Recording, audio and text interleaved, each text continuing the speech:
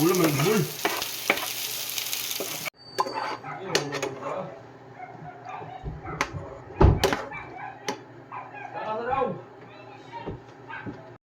Let's cook the ginisang tinapa. Look at this. Ito may ginisang tinapa. Thank you very much. Thank you very much.